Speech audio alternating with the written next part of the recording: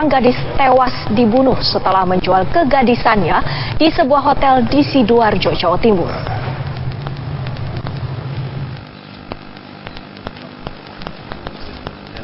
Inilah Eben, pelaku tunggal pembunuh Oktaria Viana Ratna Putri, seorang gadis yang menjual keperawanannya senilai 20 juta rupiah di sebuah hotel di Sidoarjo, Jawa Timur.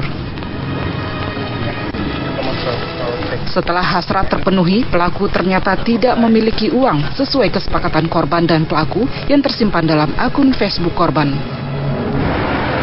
Kepada korban, pelaku akan mencicil uang nafsu itu Rp500.000 per bulannya.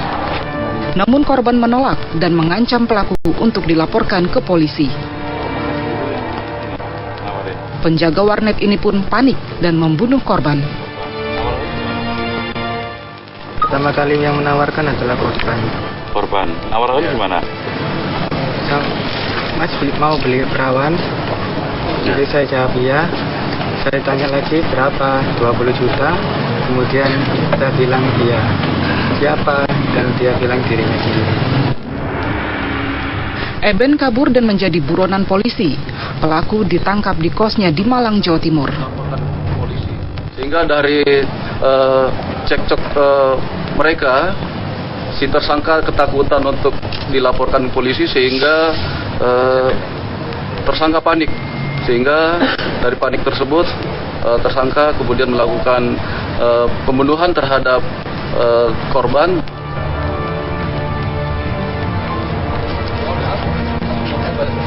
Atas kejahatannya, pelaku dijerat pasal berlapis, penipuan dan pembunuhan dengan ancaman hukuman 15 tahun penjara.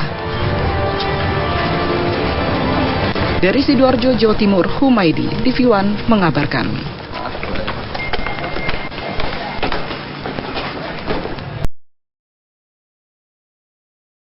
Dan 2 anak melapor ke polisi militer Patimura, Ambon.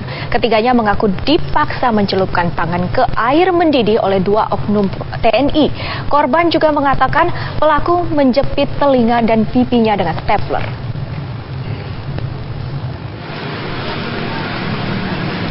Turun adek. Anggota Pusat Pelayanan Terpadu Pemberdayaan Perempuan dan Anak mengantar DC Selano bersama PTR dan RZK ke kantor polisi militer Patimura, Ambon. Mereka hendak melaporkan dugaan penganiayaan yang dilakukan 2 oknum TNI anggota Satgas PKO 732 Desa Tuhaha, Kecamatan Saparua. Ketiga korban mengaku dituduh mencuri telepon genggam oleh 2 tentara itu. Meski telah membantah, pelaku memaksa DC, PTR, dan RZK mencelupkan tangannya ke dalam air mendidih. Tak hanya itu, anak berusia 10 dan 13 tahun ini juga mengatakan kedua oknum TNI tersebut menjepit telinga dan pipinya dengan stapler. Pukulan pakai besi. Kalau ini orang lain perbuatan, orang sangka katong yang ambil. Iya.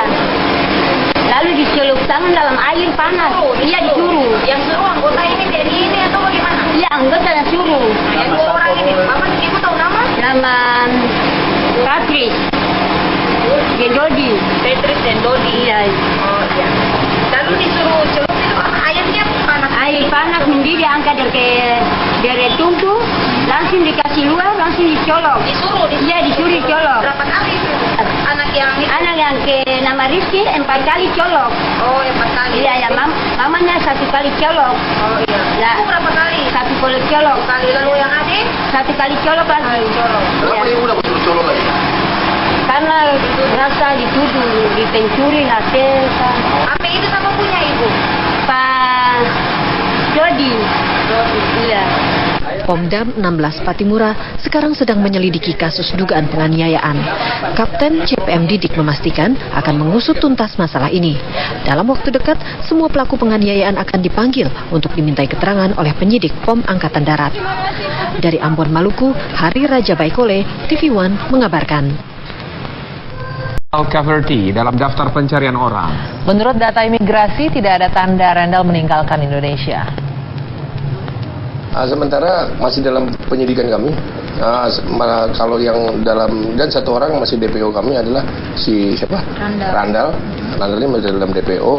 Dia menggunakan visa 212. Jadi itu multiple visa bisnis. Kalau 212 itu bisa dipakai untuk bisnis terus atau? Hanya semacam bisnis saja, semacam kunjungan kerja, bukan untuk bekerja. Kalau untuk izin tinggal, kalau menurut visa 212 itu berapa lama? Setiap kunjungan dia dikasih izin untuk 30 hari sampai 60 hari.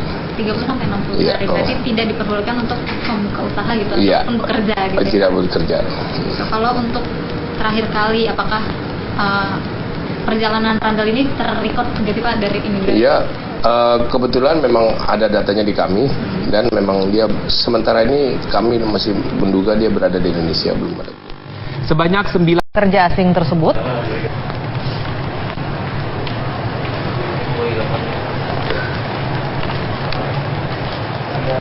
Tenaga kerja asing tersebut merupakan salah satu kiropraktik dari klinik Chiropractic First.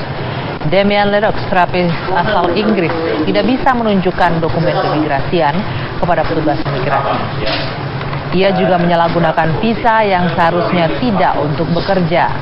Kantor imigrasi juga memasukkan 2 terapis asing di klinik tersebut dalam daftar pencarian orang. Salah satunya adalah Randall Cavity yang juga melakukan malapraktik terhadap Alia Siska Nadia.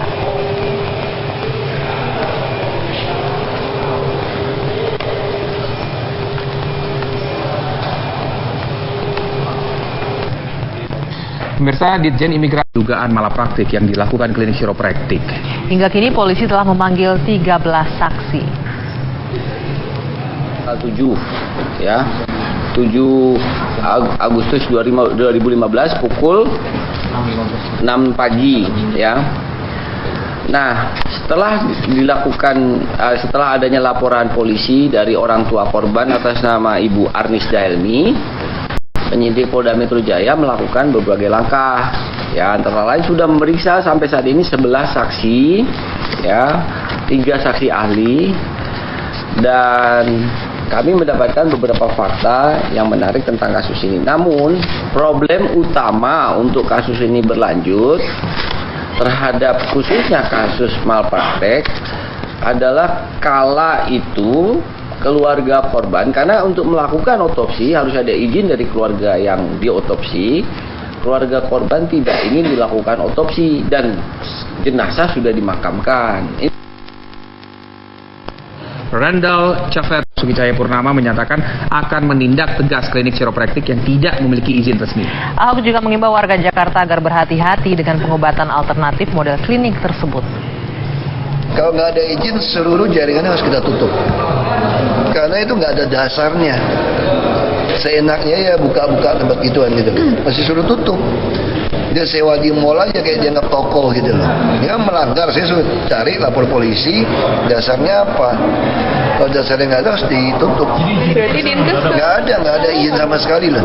Jadi buat masyarakat hati-hati aja. Kalau mau sakit apa, datang ke rumah sakit aja lah. Nggak usah datang ini dari dunia, dari apa. Kita nggak tahu. Kita juga nggak tahu. Ada kerjasama sama pihak mall nggak Pak? Maksudnya? Makanya di dalam mall itu kadang-kadang saya nggak tahu. Jangan-jangan dia minta tempat pijat. Kita nggak tahu. Kalau dia mintanya bukan klinik, pijat doang gimana? Sejumlah klinik First yang berada di salah satu mal di Jakarta Selatan. Di lokasi, petugas gabungan menemukan seorang warga negara asing yang bekerja sebagai dokter tanpa bisa menunjukkan dokumen keimigrasian.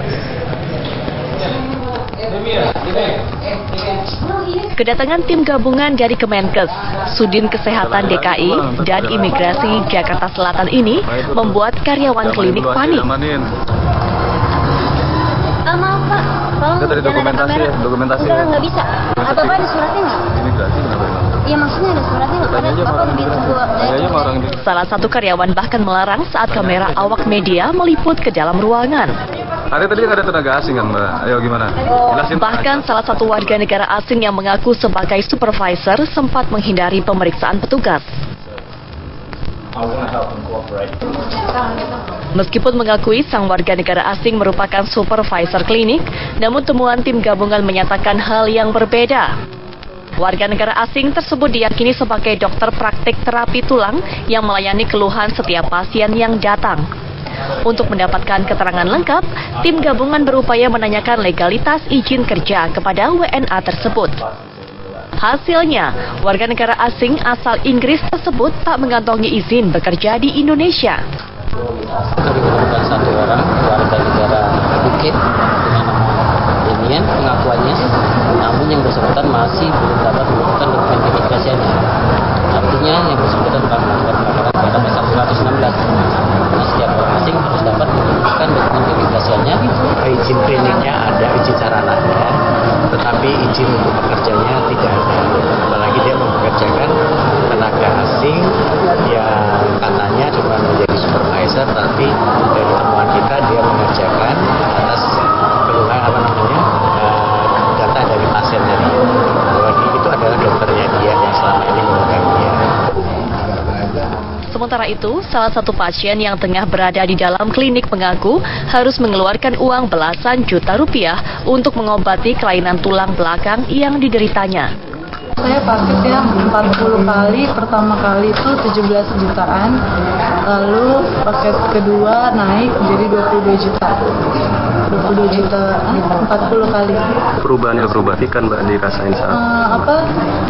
Ini aja sih, pegelnya aja gitu, kalau untuk tulangnya belum. Untuk menghindari terjadinya malpraktek, tim gabungan menutup sementara praktek di lokasi ini. Petugas menutup sementara hingga bukti legalitas izin praktek klinik ini dapat diverifikasi, termasuk meminta keterangan warga negara asing yang bekerja di klinik tersebut. Selain klinik yang berada di Jakarta Selatan, tim juga berencana menutup 6 klinik lainnya yang berada di lokasi lain. Razia terhadap klinik chiropractic semakin gencar setelah adanya dugaan malpraktik yang menyebabkan seorang pasien meninggal dunia. Pasien tersebut meninggal dunia setelah ditangani oleh dokter asal Amerika Serikat yang diketahui memiliki catatan kejahatan dan kesalahan prosedural oleh Asosiasi Chiropractic Amerika. Dari Jakarta, Reza Fahradi, TV One mengabarkan. Putri mantan pejabat perusahaan BUMN setelah menjalani perawatan di klinik chiropractic First, Pondok Indah, Jakarta Selatan, menuai kontroversi. Pasalnya, kematian tersebut disebabkan oleh adanya gangguan sistem pusat syaraf akibat pengobatan menggunakan metode chiropractic. Berikut analisa Dr. Jose Rizal, jurnalis yang juga dokter spesialis ortopedi. Saya wawancara dengan pasien-pasien yang berobat dengan non-medis. Itu lebih kepada stretching. Permainan ya, untuk membuat relax dan untuk memberi menurut mereka untuk mencegah deformitas, termasuk dia bisa bagian skoliosis katanya. Nah, kalau mereka melakukan di daerah yang rawan seperti di cervical, di leher, ini berbahaya. Kenapa? Karena kalau tekniknya tidak tepat, ya, melakukan gerakan rotation sambil twisting itu bisa menyebabkan cedera daripada medulla spinalis di cervical. Nah, cedera akan terjadi proses udem, proses inflamasi, swelling. Nah, dia kalau swelling dia memang tertekan.